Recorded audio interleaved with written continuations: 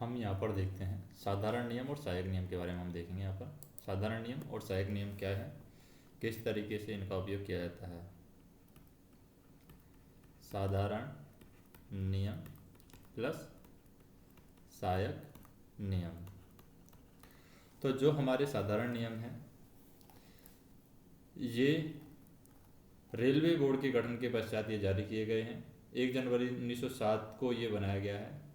जो हमारा railway board का गठन किया गया था उसमें प्रथम जो जीआर है, प्रथम साधारण नियम है, वो बनाया गया था 1 जनवरी 1907 को। ये पहला साधारण नियम यहाँ पर बनाया गया था। उसके बाद में क्या होता है, ये जो नियम बनाया गया था इसको 1 जुलाई 1929 को ये लागू हुआ है। और साधारण नियमों में संशोधन जो हुआ है वो 1929 में यहाँ पर साधारण नियमों में संशोधन हुआ है।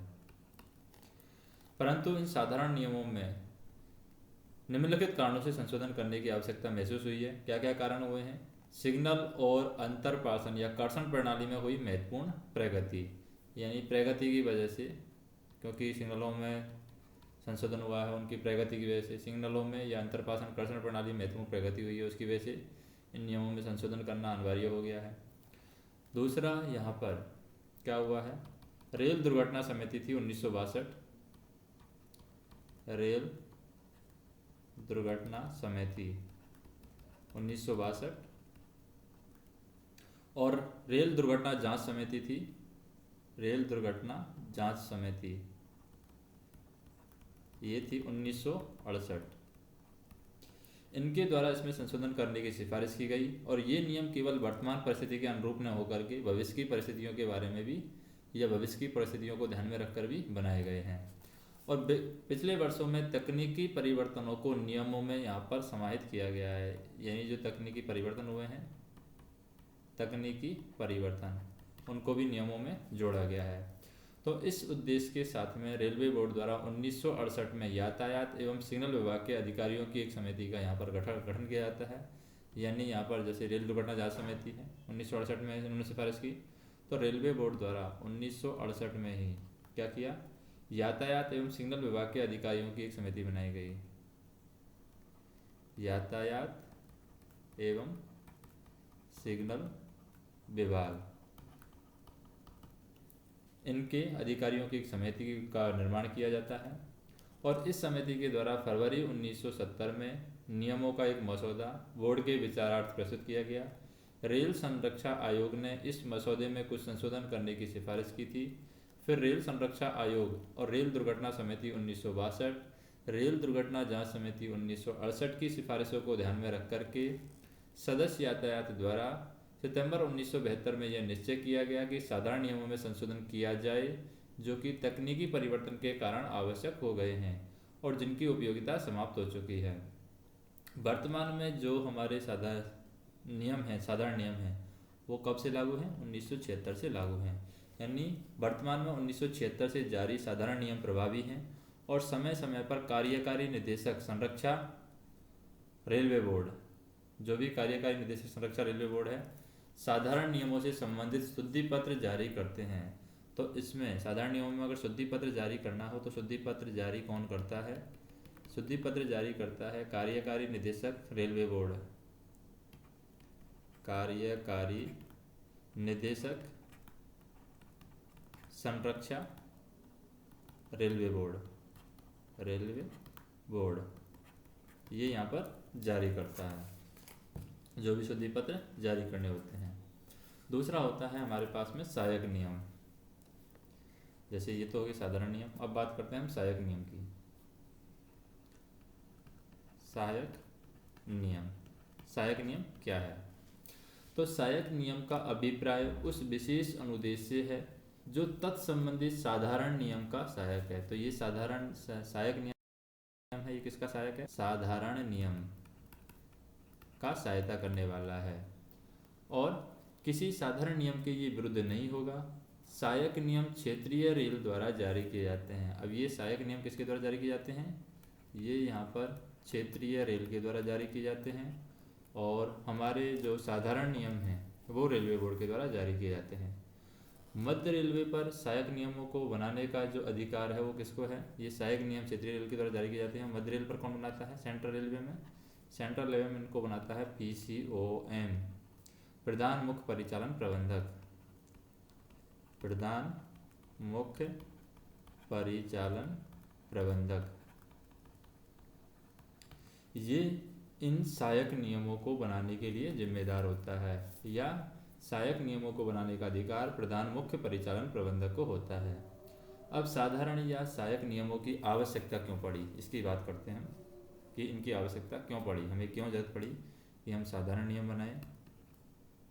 आवश्यकता क्यों पड़ी? तो भारतीय रेल पर गाड़ी संचालन में एक रूपता हेतु यहाँ पर साधारण नियम बनाए गए हैं। इसके लिए बनाए गए हैं? एक रूपता लाने हेतु साधारण नियम बनाए गए हैं। यात्रियों की संरक्षा और सुरक्षा को ध्यान में रख करके बनाए गए हैं। संरक्षा प्लस सुरक्षा, इसको ध्यान में रख करके ये साधारण नियम और सहायक नियम है बनाए गए हैं। विभिन्न परिस्थितियों में कर्मचारियों को किस प्रकार से गाड़ियों का संचालन करना है, इसको ध्यान में रख करके ये नियम बनाए गए हैं। और समय समय पर क्षेत्रीय रेल की आवश्यकता साधारण नियमों से पूर्ण नहीं होती है, तो जिस हेतु अपनी आवश्यकता पूरी करने के लिए हैं। तो साधारण नियम और सहायक नियम में अगर अंतर की बात करें हम कि इन दोनों में अंतर क्या है, एक तरफ हम देखते हैं कि साधारण नियम है और एक तरफ है हमारे सहायक नियम। सहायक नियम, अब इनमें अंतर क्या है? साधारण नियम की बात करें, साधारण नियम किसके द्वारा बनाए जाते हैं? ये साधारण नियम रेलवे बोर्ड के द्वारा बनाए जाते हैं, रेलवे बोर्ड के द्वारा। जबकि जो सहायक नियम है ये किसके द्वारा बनाए जाते हैं? जोनल रेलवे, यानी कि जो क्षेत्रीय रेलवे होता है उसके द्वारा ये बनाए जाते हैं। और यहाँ पर सहायक नियम क्षेत्रीय रेलवे के प्राधिकृत अधिकारी जो होता है प्रधान मुख्य परिचालन प्रबंधक के द्वारा बनाए जाते हैं। फिर साधारण नियम की बात करें, साधारण नियम भारतीय रेलों पर उपलब्ध संसाधन और परिस्थितियों को ध्यान में रखकर बनाए गए हैं। यानी ये इंडियन रेल, भारतीय रेल पर वहाँ की भारतीय रेल की जो परिस्थितियाँ हैं, भारतीय रेल पर जो उपलब्ध संसाधन हैं उनको ध्यान में रख करके बनाए गए हैं। जबकि सहायक नियम हैं वो किस पर बनाए गए हैं? जोनल रेल की जो भी परिस्थितियां हैं, जो भी जोनल रेल पर साधन हैं उनकी साधनों और परिस्थितियों को ध्यान में रख करके बनाए जाते हैं। फिर साधारण नियम जो हैं, साधारण नियम संपूर्ण भारतीय रेल पर लागू होते हैं, संपूर्ण भारतीय रेल पर ही लागू होते हैं। जबकि जो सहायक नियम हैं ये केवल क्षेत्रीय रेल पर यानी कि जोनल रेल पर ही लागू होते हैं। और साधारण नियम है पुस्तक में किस पर लिखे जाते हैं? मोटे अक्षरों में लिखे जाते हैं। जबकि सहायक नियम है पुस्तक में बारीक अक्षरों पर लिखे जाते हैं। और साधारण नियम में कितने अध्याय हैं? टोटल यहाँ पर 18 अध्याय हैं साधारण नियम में, जबकि सहायक नियम में कोई भी अध्याय नहीं दिया गया है। अब हम बात करते हैं रेल सेवकों पर साधारणतः लागू होने वाले नियम। रेल सेवकों पर क्या क्या नियम लागू होते हैं? रेल सेवकों पर साधारणतः लागू होने वाले नियम, लागू होने वाले नियम, क्या क्या नियम हैं जो रेल सेवकों पर लागू होते हैं? तो सबसे पहले बात करते हैं रेल सेवकों पर लागू होने वाले नियम। पहला नियम जो है वो है नियमों की प्रति देना। नियमों की प्रति देना यानी रेल प्रशासन है प्रत्येक स्टेशन को नियमों की प्रति देगा, प्रत्येक इंजन शेड को नियमों की प्रति देगा, और ऐसे अन्य कर्मचारियों को जो वह निर्धारित करें नियमों की एक प्रति देगा। प्रत्येक रेल सेवक को हम जिस उक्त नियम के द्वारा कोई निश्चित जिम्मेदारी सौंपी गई है, कोई भी रेल सेवक है जिसको नियमों के द्वारा कोई जिम्मेदारी सौंपी गई है, नियमों तथा उसके कार्यों से संबंधित भाग की उसको एक प्रति देगा। कोई भी रेल सेवक को उक्त नियमों के प्रति उसके कार्य से संबंधित उन भागों का अनुवाद भी देगा जो विशेष अनुदेशों के द्वारा निर्धारित किए गए हैं। नियमों की प्रति है हार्ड कॉपी में दी जा सकती है और सॉफ्ट कॉपी में भी दी जा सकती है।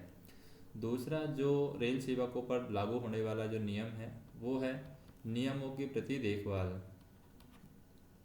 नियमों की जो प्रति रेल सेवकों को दी गई है उसकी देखभाल किस तरीके से करना है?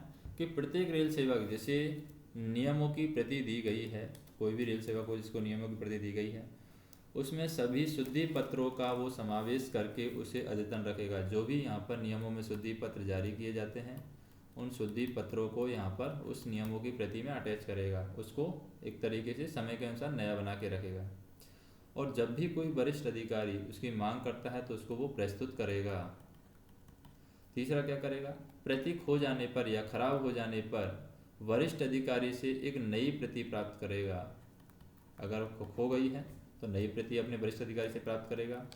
और यह सुनिश्चित करेगा कि उसके अधीन कर्मचारियों को सभी शुद्धि पत्र मिल गए हैं और वे इस नियम के उपबंधों का पालन कर रहे हैं। जो भी सीनियर ऑफिसर होगा वो ये चेक करेगा कि जो उसके नीचे उसके अधीन जो कर्मचारी काम कर रहे हैं उनको सभी क्या मिल गए हैं, शुद्धि पत्र मिल गए हैं और वे इस नियम के उपबंधों का पालन कर रहे हैं।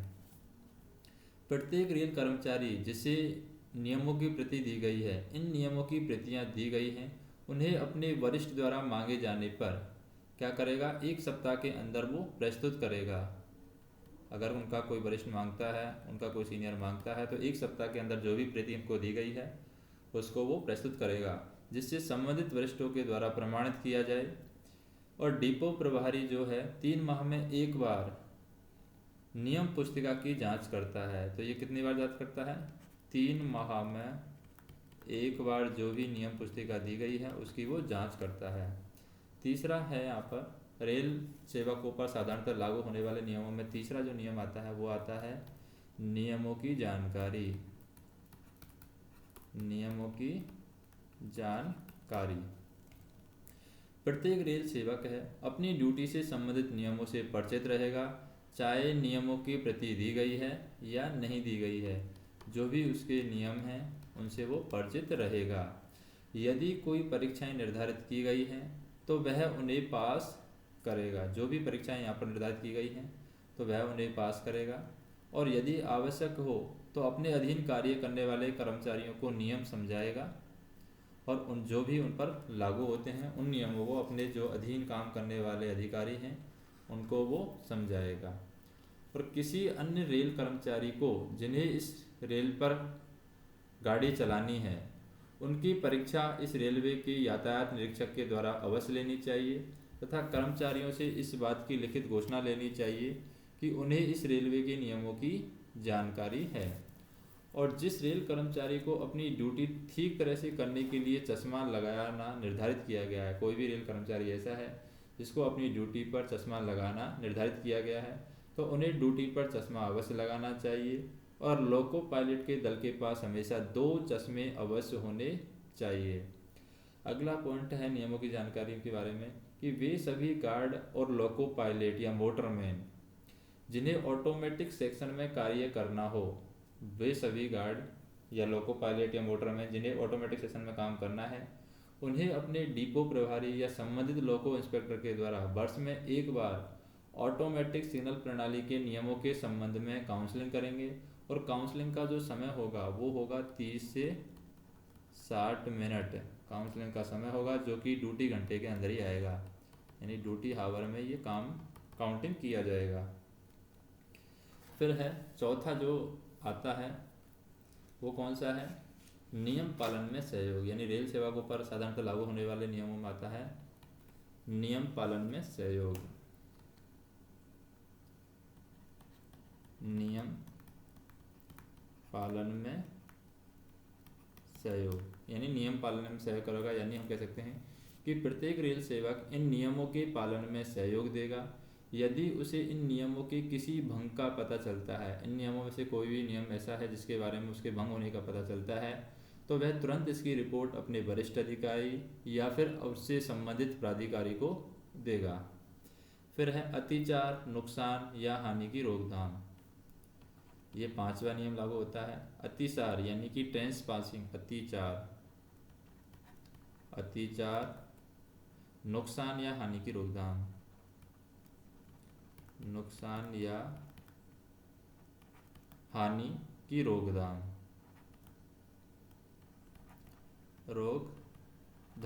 यानी हम कह सकते हैं प्रत्येक रेल सेवक रेल प्रशासन की सभी संपत्ति की सुरक्षा करेगा रक्षा के लिए जिम्मेदार रहेगा, जो भी उसके चार्ज में है। प्रत्येक रेल सेवक कुछ बातों को रोकने का पूरा प्रयास करेगा, जैसे कि रेलवे परिसर में कोई अत्याचार कर रहा है तो उसको रोकने का प्रयास करेगा, रेल संपत्ति की चोरी को रोकने का प्रयास करेगा, रेल की नुकसान होने से बचाएगा, रेल को हानि होने से बचाएगा, स्वयं व अन्य लोगों की क्षति होने से बचाएगा, रेल परिसरों में आग लगना, इस तरीके की जो परेशानियां हैं उन्हें रोकने का वो प्रयास करेगा। छठवां पॉइंट है नियम और आदेशों का पालन। नियम और आदेशों का पालन। आदेशों का पालन यानी यहाँ पर हम कह सकते हैं कि प्रत्येक रेल सेवक सभी नियम और विशिष्ट अनुदेशों का तथा अपने वरिष्ठ अधिकारियों के सभी विधि संगत आदेशों का पालन करेगा। सातवां पॉइंट है ड्यूटी पर उपस्थिति। ड्यूटी पर उपस्थिति। ड्यूटी पर उपस्थिति में हम देखते हैं कि प्रत्येक रेल सेवक ऐसे समय और स्थान पर अथवा हम कह सकते हैं उतनी अवधि के लिए उपस्थित रहेगा जो इस बारे में रेल प्रशासन निश्चित करे, और यदि किसी अन्य समय या स्थान पर उसकी सेवाओं की आवश्यकता पड़ती है तो वह वहाँ भी उपस्थित होगा। और आठवां रेल सेवक का जो क्रम है यानी कि रेल कर्मचारी का या रेल सेवक पर साधारणतः लागू होने वाले नियमों में आता है ड्यूटी से अनुपस्थिति। ड्यूटी से अनुपस्थिति।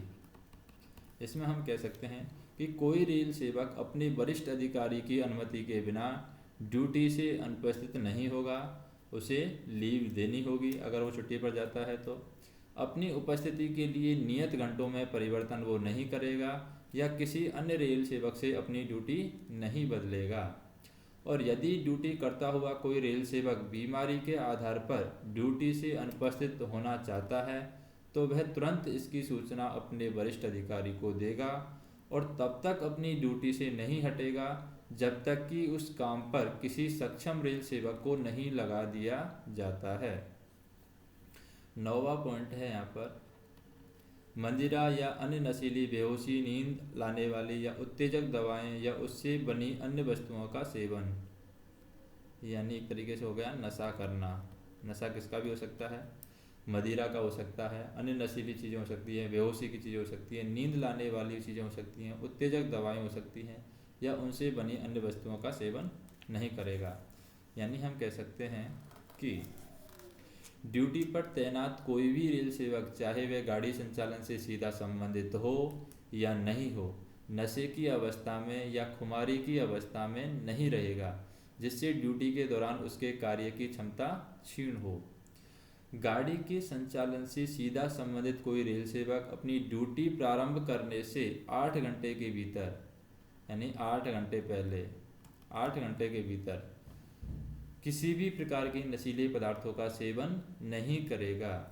और पर्यवेक्षण कर्मचारी को यह सुनिश्चित करना चाहिए कि उसके अधीन कार्य करने वाले कर्मचारी काम पर आते समय या काम के दौरान नशे की हालत में न हो। जब कोई कर्मचारी नशे की हालत में पाया जाता है तो या इस बारे में उसे संदेह हो तो तुरंत उसके रिलीवर की व्यवस्था करेगा और यथासंभव शीघ्र डॉक्टर से उसकी जांच कराएगा और यदि संभव हो तो 2 निष्पक्ष गवाहों की लिखित साक्षी भी प्राप्त करेगा। और 10वां है यहाँ पर रेल सेवक का आचरण। रेल सेवकों का आचरण। रेल सेवकों का आचरण किस तरीके से होना चाहिए? प्रत्येक रेल सेवक का आचरण क्या है? ड्यूटी के समय वर्दी यदि निर्धारित की गई है तो निर्धारित गणवेश में ही रहेगा। अगर कोई वर्दी बताई गई है, कोई ड्रेस बताई गई है तो उसी ड्रेस में रहेगा। चुस्त, सभ्य और शिष्ट रहेगा। अवैध पारितोषिक न तो मांगेगा न ही वो स्वीकार करेगा। जनता को उचित सहायता देगा और पूछे जाने पर अपना नाम और पदनाम बताएगा। और अगला पॉइंट है संरक्षा सुदृढ़ करने का कर्तव्य। संरक्षा सुदृढ़ करने का कर्तव्य। करने का कर्तव्य। प्रत्येक रेल सेवक जनता की संरक्षा सुनिश्चित करने के लिए पूरा प्रयास करेगा। ऐसी हर घटना की जिसका उसे पता लगे और जिससे रेल की सुरक्षित और उचित कार्य चालन पर असर पड़ता हो, रिपोर्ट तुरंत अपने वरिष्ठ अधिकारी को देगा। दुर्घटना अथवा अवरोध उत्पन्न होने पर या मांग किए जाने पर सभी संभव सहायता वो देगा। यदि कोई रेल सेवक यह देखता है कि कोई सिग्नल खराब है या रेल पथ अथवा निर्माण के किसी भाग में कोई अवरोध है या खराबी है या उसकी संभावना है या गाड़ी में कोई खराबी है अथवा ऐसी कोई असाधारण परिस्थितियां हैं जिसके कारण गाड़ियों की निरापद परिचालन में या जनता की संरक्षा में या कोई बाधा पड़ने की संभावना है, तो वह दुर्घटना रोकने के लिए उस परिस्थिति में तत्काल आवश्यक सभी कार्यवाही करेगा और यदि आवश्यक हो तो यथासंभव शीघ्र साधनों द्वारा सबसे समीप के स्टेशन मास्टर को उसकी सूचना देगा। परंतु यदि गाड़ी विभाजित हो गई है तो वह रोक हैंड सिग्नल नहीं दिखाएगा, बल्कि चिल्ला करके, संकेत करके या अन्य दूसरे तरीके से लोको पायलट अथवा गार्ड का ध्यान आकर्षित करने का प्रयास करेगा। और यदि लोको पायलट की राय में इंजन में किसी प्रकार की असमानता या दिक्कत है तो लोको पायलट को अपने विवेक के अनुसार गाड़ी की गति उतनी कम कर देनी चाहिए जितनी कि वह सुरक्षित समझे और तुरंत पूर्ण स्थिति की जानकारी डीजल पावर कंट्रोलर, ट्रैक्शन लोको कंट्रोलर को देनी चाहिए। डीजल पावर कंट्रोलर या ट्रैक्शन लोको कंट्रोलर तुरंत ही इसकी जानकारी पावर या ट्रैक्शन अधिकारियों को देंगे। इंजन पुनः चलाने से पहले इन अधिकारियों की अनुमति लेना चाहिए। यह निर्देश सभी प्रकार के इंजनों के लिए लागू होते हैं। यानी मान लीजिए कोई भी लोको पायलट को कुछ प्रॉब्लम इंजन में दिखाई देती है तो वो किसको सूचित करेगा? टीएलसी को सूचित करना करेगा। टीएलसी ट्रैक्शन लोको कंट्रोलर को वो सूचना देगा या फिर पावर कंट्रोलर को वो सूचना देगा। पावर कंट्रोलर हैं ये किसको सूचना देंगे? ये डीजल पावर कंट्रोलर या ट्रैक्शन लोको कंट्रोलर को सूचना देते हैं। डीजल पावर कंट्रोलर, ट्रैक्शन लोको कंट्रोलर तुरंत ही इसकी जानकारी किसको देते हैं? ट्रैक्शन पावर के जो अधिकारी होते हैं, ट्रैक्शन ऑफिसर जो होते हैं, ट्रैक्शन ऑफिसर या फिर पावर के ऑफिसर, डीजल पावर कंट्रोलर के जो ऑफिसर होते हैं उनको भी सूचना देते हैं। और तब तक लोको पायलट उस गाड़ी को नहीं चलाएगा जब तक कि उसको अधिकारियों की अनुमति न मिल जाए या फिर उसको वहाँ से सही प्रकार के इंजन पर लागू होने वाले जो निर्देश हैं वो अधिकारियों से नहीं मिल जाए।